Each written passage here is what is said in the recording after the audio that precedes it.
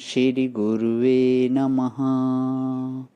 यस्य स्मरणमात्रेण ज्ञानम् उत्पद्यते स्वयं, य एव सर्वसम्प्राप्ति तस्मै श्रीगुरुवे नमः। ओम शांति शांति शांति। प्रणाम भवन। श्वेता श्वेत्रोपनिषद स्वामी श्री अखंडानंद सरस्वती जी महाराज का दिव्य ग्रंथ, जिसमें भवन हमारा 52 प्रवचन चल रहा है। ब्रह्म वेताओं का अनुभव भाग 1, अध्याय 6 में मंत्र नंबर 7 से 10 की व्याख्या। आज हमारा 9वें मंत्र की व्याख्या चलेगी, पेज नंबर 723 से आगे लेते हुए। अब बोलते हैं कि न तस्य किंचित परिस्थिति लोके है, उसका कोई पति नहीं है। तो पति शब्द से दो बात निकालना। एक तो वह किसी की प्रजा नहीं है, जैसे अधिपति होता है ना, नियम्य जिसके होता है उसको पति बोलते हैं, यह नियंता है। तो ईश्वर का नियंता, ईश्वर का पति दूसरा कोई नहीं है। पति कैसा होता है, यह स्त्रियों को रोज घर में अनुभव होता है। वह रोक टोक करता रहता है ना, यहाँ जाओ, यहाँ मत जाओ, यह करो, यह मत करो, ऐसे कपड़े पहनो, ऐसे मत पहनो। इसी को बोलते हैं पति। जिससे नोक झोंक थोड़ी होती रहे, जो थोड़ी रोक टोक लगाता रहे, और न लगावे तब समझो उदासीन बाबा जी हो गया।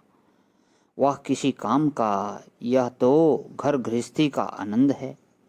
भागवत में लिखा है, रुक्मणी और श्री कृष्ण में जिस दिन विनोद हुआ तो श्री कृष्ण ने बताया कि यही तो घर गृहस्थी का आनंद है कि एक रूठे दूसरा मनाए। हाँ, तो नियमन करने वाला जो है उसको पति बोलते हैं। एक तो मतलब यह है कि ईश्वर किसी का नियम्य नहीं है, ईश्वर को कंट्रोल में रखने वाला कोई नहीं है, एक बात। और दूसरी बात, पति शब्द जो है वह भोक्ता के अर्थ में है, माने ईश्वर किसी का भोग्य नहीं है, यह दूसरा अर्थ है। माने ईश्वर सबका भोक्ता है, लेकिन इसका भोक्ता कोई नहीं है। वह असाध्य आनंद नहीं है, स्वरूप भूत आनंद है। और वह नियंत्रण स्वरूप है, नियंत्रण का विषय नहीं है, उसका कोई पति नहीं है दुनिया में। नहीं तो ईश्वर स्त्रियों के ही पक्ष में हो जाता। अगर उसका कोई पति होता ना, तो वह भी महिला सभा ही बनाता। न तस्य किश्चित पतिरस्ति लोके, ईश्वर का कोई पति नहीं है, इसलिए उसको पत्नी के दुख का अनुभव ही शायद न हो। उसका कोई नियंता नहीं है, उसका कोई भोक्ता नहीं है, और उसको अपनी रक्षा के लिए किसी की जरूरत नहीं है।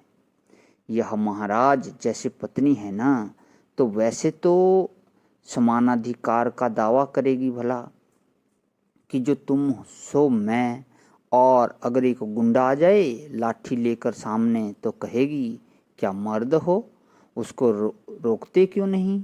तो बोले अब तुम्हारा समानाधिकार कहाँ गया कि नहीं, अब तुम पति हो और मैं पत्नी हूँ। क्या मतलब हुआ कि स्त्री को रक्षक की आवश्यकता है। पातिति पति ही, जो रक्षा करे, अधर्म से रक्षा करे, उच्च श्रृंखलता से रक्षा करे, बुरे रास्ते में जाने से बचावे, उसका नाम पति होता है। पातिति ही पति, पातिति ही पिता।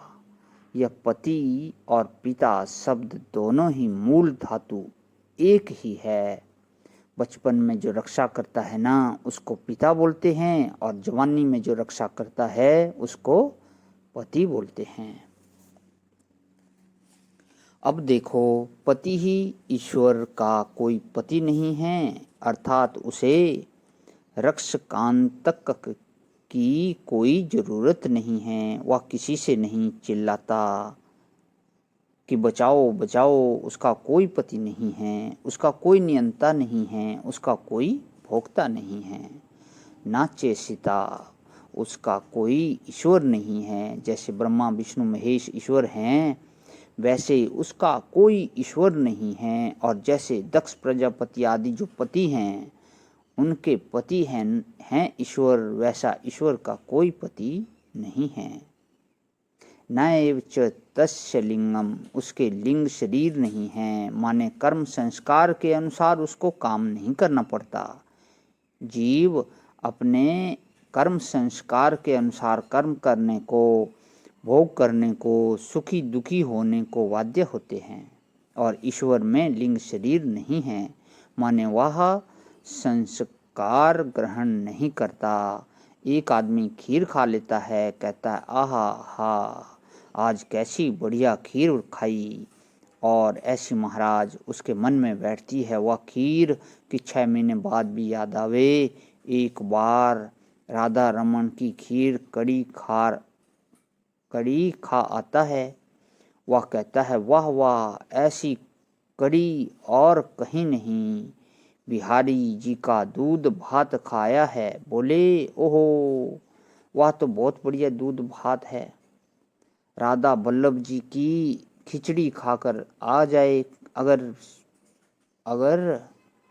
100 महीने में खिचड़ी बनती है।